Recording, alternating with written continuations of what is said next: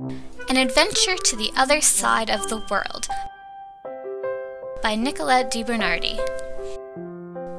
Once upon a time, there was a group of students from all around America, and they decided to travel to a faraway land, Australia, also known as the Land Down Under.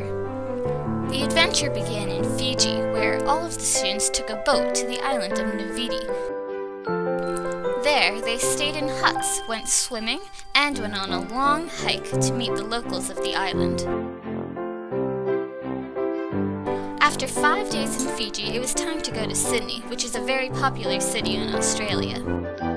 In Sydney, the students saw the famous Sydney Opera House and even got to climb the Sydney Harbour Bridge.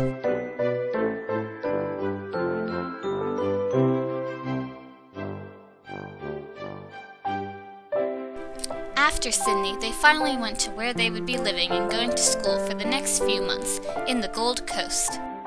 The Gold Coast is a city right on the ocean where they lived in an apartment right on the beach. Even though they all had to go to school, they still went on many adventures. First, they got to learn how to surf, like all the Aussies do, but they weren't too good at it. One of the most exciting adventures was skydiving. Jumping out of a plane 14,000 feet up in the air is pretty scary, but it was awesome. One weekend, the students flew up to a place called Cairns, which is where the Great Barrier Reef is. They went snorkeling and scuba diving, saw sharks and turtles, and even found Nemo. They went to a zoo and saw the two most famous animals of Australia, koalas and kangaroos. They also learned how to speak some of the local lingo, words like heaps, mate, and keen. Before it was time for the semester to end, the friends took a trip to New Zealand, which is even further away than Australia. New Zealand is full of lakes, mountains, and hills, which were beautiful, but a little scary to drive on.